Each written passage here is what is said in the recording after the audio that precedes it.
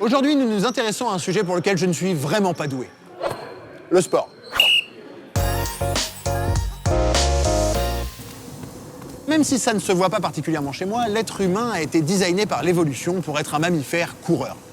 Sur mon point de côté, je suis vraiment dans une condition physique de merde.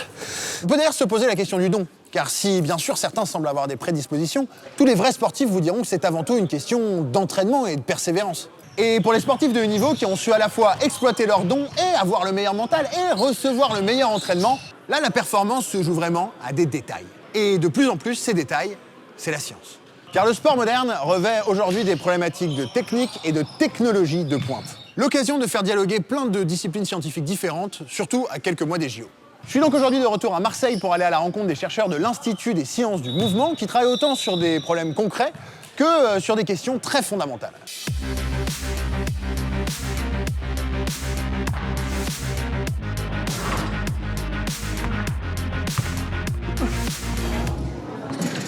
Direction le Technosport, une plateforme un peu particulière où je rejoins Guillaume Rao, l'un des chercheurs de l'Institut.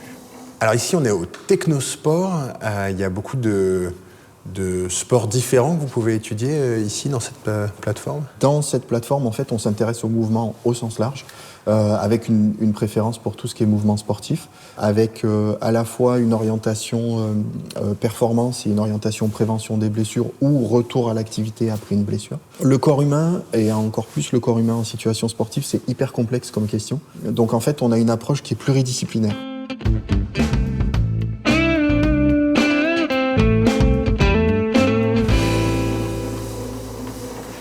L'application sportive est vraiment intéressante parce que les personnes qui font du sport se sont posées beaucoup de questions sur comment optimiser leur activité, comment éviter un traumatisme.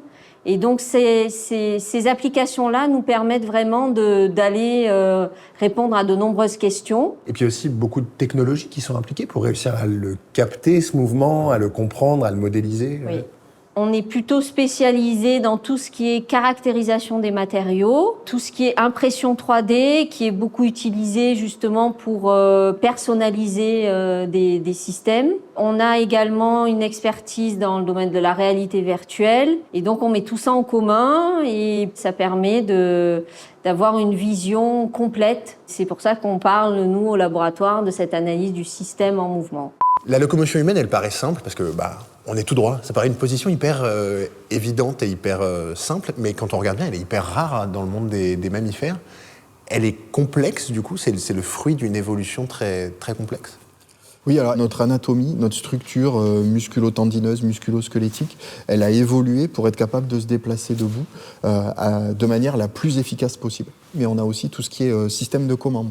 En gros, un bébé qui vient de naître, quand on le prend et qu'on le soulève en le soutenant sous les aisselles, il y a un réflexe de stepping où, dès le début, à la construction, il y a déjà la commande qui permet d'engager la marche ou de représenter l'embryon de la marche qui est présent. Et donc, la locomotion, la marche, c'est une partie de cette activité. Et effectivement, moi, ce qui m'intéresse un petit peu plus au niveau personnel en termes de recherche, c'est la partie course. Et en particulier, comment est-ce que le coureur va venir s'adapter à la chaussure en fonction des différents types de courses, en fonction des différentes, par exemple, inclinaisons de sol, pour essayer d'être le plus efficace possible.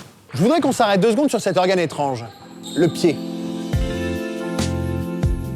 Parce que quand on pense aux organes un peu spécifiques de l'être humain, on pense souvent à la main ou au cerveau, mais peu au pied. Pourtant, c'est lui qui, en permettant la station debout, a d'abord libéré nos mains et, en repositionnant notre colonne vertébrale, a permis l'élaboration de ce gros cerveau grâce auquel vous m'écoutez en ce moment. Le pied compte quand même 26 os. Ce qui fait qu'avec vos 2 pieds, c'est le quart des os de votre corps qui se trouve là. Et je vous parle pas du bazar de tendons et de muscles qu'il y a là-dedans. Votre pied est aussi robuste que votre main est agile. La modélisation et la compréhension biomécanique du pied pendant la course est un véritable défi pour la recherche contemporaine. Alors là, du coup, qu'est-ce que tu regardes, par exemple ? Donc là, tu vois, on a posé les capteurs réfléchissants sur Noah. Et en fait, avec toutes les caméras qu'on a autour, donc là, on en a une vingtaine, ça nous permet de connaître très précisément la position du marqueur plusieurs centaines de fois par seconde. Et puis les petits capteurs EMG aussi pour avoir les activités musculaires. En fait, ça va venir mesurer l'activité électrique des muscles. Ok, ça capte le système nerveux, quoi. Ouais, c'est ça, exactement. La commande qui est reçue par le muscle et qui vient du système nerveux. Et ce qui nous intéresse, c'est de voir comment le geste de course est réalisé. Tu vois, si on se centre sur le pied, Noah, il a une manière de courir où, par exemple, il va très peu poser le talon au sol. C'est un type de course qui est présent parmi l'ensemble des coureurs et qui sollicite beaucoup tout ce qu'on appelle la chaîne postérieure. Donc ça veut dire les mollets, les ischio-jambiers et tout ça. Et oui, les muscles du mollet, ils sont principalement reliés au pied, en fait. Oui, directement, ils sont reliés par le tendon d'Achille. Donc le mollet, donc c'est 3 muscles. Les deux jumeaux, les deux gastrocnémiens, médial et latéral. Et puis dessous, le solaire, qui est un muscle qui est hyper puissant. Ces 3 muscles-là, quand ils se contractent, ils viennent tirer sur le tendon d'Achille. À cette allure-là, il doit y avoir à peu près 1 tonne qui passe dans le tendon d'Achille à chaque foulée. Ok. Et ce tendon d'Achille, il vient tirer sur le calcanéum, qui est l'os du talon. Et en fait, en faisant ça, il fait se lever le pied. Du coup, je peux essayer? Allez, c'est parti. Ça, tu pourras me dire pourquoi je cours mal. Ce qu'on va faire, c'est qu'on va commencer à 3 km/h. Tu vas marcher. Ça marche, quoi. Et ça va bien se passer. Oh mon Dieu. Si vous voulez accélérer, c'est maintenant, parce que je vais pas tenir longtemps. Ah, donc là, tu es à 10 km/h. Par rapport à Noah tout à l'heure, qui attaquait vraiment sur l'avant du pied, toi, quand tu poses ton pied au sol, tu es vraiment sur le talon. Okay. Donc c'est vraiment le style de course qui est différent. Et on voit en termes de mouvement, tu vois, tu es beaucoup plus sur du rebond et tu es beaucoup plus penché en avant, comme pour essayer de te rattraper toi-même, en fait. Okay. Ton corps, il essaye de s'organiser pour courir vite. Tu vois, il fait des grands pas, il fait des pas plus grands. Ça commence à taper un peu plus. En termes de son, on l'entend vachement. On voit que tu galères.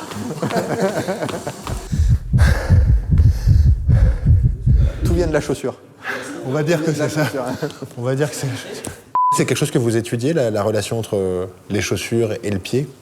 Oui, complètement. Moi, ce qui m'intéresse, c'est l'interaction entre l'homme et le matériel. L'idée, c'est pas d'adapter l'homme au matériel, mais c'est justement de faire l'inverse, c'est d'être capable d'adapter le matériel à l'homme. Pour ça, en fait, il faut qu'on comprenne très bien les interactions entre l'un et l'autre. Et en particulier, sur un temps très court, quand on met une nouvelle paire de chaussures, qu'est-ce qui se passe au niveau de la locomotion? Comment est-ce que le geste est modifié? Est-ce qu'on va poser notre pied plus avec le talon, plus à plat? Qu'est-ce que ça va impliquer en termes d'effort au niveau de la cheville, au niveau des muscles du mollet, par exemple, ou au niveau du genou? Ça, c'est à très court terme. Et puis, sur le moyen-long terme, comment est-ce que ces modifications-là, elles vont engendrer des changements en termes de contraintes mécaniques, donc d'efforts sur les structures, potentiellement des risques de blessures, ou au contraire une augmentation de performance. Je peux essayer le golf? Allez.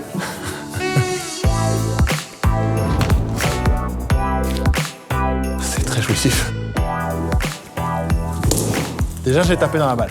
Et là, il y a vraiment une recherche pour les gens qui font du golf d'avoir le mouvement parfait, de réussir vraiment avec tout le ressort, l'anatomie du corps et tout ça, de pouvoir optimiser le geste. Le mouvement parfait général, il n'existe pas. En fait, c'est le mouvement parfait pour chacun des individus. Et c'est là où ça commence à devenir intéressant, c'est qu'il faut trouver la manière de faire évoluer le geste de chacun des individus. Et la réalité virtuelle dans le sport, c'est quelque chose que vous utilisez aussi? Oui, oui, bien sûr. Guillaume m'a renvoyé vers l'un de ses collègues, Gilles Montagne, qui a une approche totalement différente.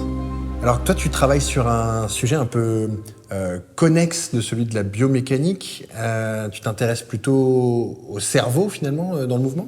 Mon domaine, en fait, de compétences sont les neurosciences comportementales. Je m'intéresse au comportement de l'individu et j'essaie de comprendre, en fait, quelles sont les informations qui sont prises en compte pour produire un déplacement approprié, par exemple, dans l'environnement. Donc, quelle est la coopération que la personne peut entretenir entre des versants perceptifs et moteurs. Donc, qu'est-ce qu'il perçoit de son environnement et quelle action il décide de faire? Absolument. Et là, tu as un projet spécifique en cours qui est lié aux Jeux Olympiques? Oui, il s'agit du projet REVEA. Donc, c'est un projet qui vise précisément à mettre les outils de réalité virtuelle au service de l'optimisation de la performance sportive. Et alors, tu bosses sur quel sport, là? On accompagne l'équipe de France d'athlétisme, mais plus précisément l'équipe de France de relais 4x100, l'équipe de France masculine et l'équipe de France féminine également de relais 4x100. Ok, et sur quel bout de leur entraînement vous accompagnez? Alors nous, on s'intéresse à un point très précis. Alors c'est une commande de la part des entraîneurs qui considèrent que le passage de relais est essentiel, parce que s'il est mal effectué, il peut totalement disqualifier l'équipe. Ce qui nous intéresse, c'est la capacité donc, du receveur, de celui qui va prendre le relais, d'initier sa course au bon moment. Ok, et ça, il peuvent pas s'entraîner tranquille dans un stade Alors ça, ils ont peu l'occasion de le faire pendant leurs entraînements, parce qu'il faut savoir que c'est une tâche très énergivore. Donc l'idée avec la réalité virtuelle, c'est de remplacer le partenaire par un jumeau numérique du partenaire. Ah oui, tu veux dire que ce qui est énergivore, c'est quand l'autre arrive pour passer le témoin, donc pour que celui qui va recevoir le relais puisse s'entraîner, il est obligé de fatiguer l'autre énormément. C'est ça. Et puis le risque de blessure aussi qui est... Un risque de blessure qui est très conséquent parce que un entraînement approprié, c'est un entraînement lors duquel le partenaire arrive à pleine vitesse. Or, ces athlètes de très haut niveau sont relativement fragiles et en répétant trop souvent ce type de tâches, ils peuvent se blesser facilement. Du coup, pour le tester, t'as fait venir quelqu'un? Oui, j'ai fait venir Héloïse, qui est membre du collectif d'équipe de France de relais et qui a déjà testé cette solution lors des rassemblements de l'équipe de France cette année. Eh ben, merci beaucoup à toi d'être là. Avec plaisir. Bon, bah, tu nous montres? Allez. Allez. Donc là, il n'y a pas que la vision que vous proposez aux athlètes.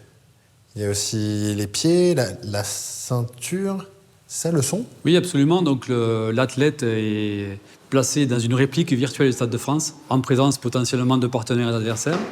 Et puis, comme tu l'as indiqué, effectivement, il y a des marqueurs, des trackers qui sont placés au niveau des pieds, mais également au niveau de la hanche, de manière à pouvoir enregistrer en temps réel un certain nombre de paramètres qui vont nous permettre de calculer la précision au niveau de la prise de décision, mais également de caractériser les déplacements du corps, les mouvements préparatoires qui précèdent l'initiation de la course. Okay. Voilà. Et donc toi, ce qui t'intéresse, c'est de réussir à analyser et les accompagner pour optimiser cette prise de décision là entre l'œil et la jambe, quoi. Absolument, et on est en capacité, grâce aux marqueurs, d'enregistrer le moment précis de la prise de décision, enfin du départ effectif de l'athlète, et donc on peut caractériser à la milliseconde près l'erreur de timing produite au moment du départ.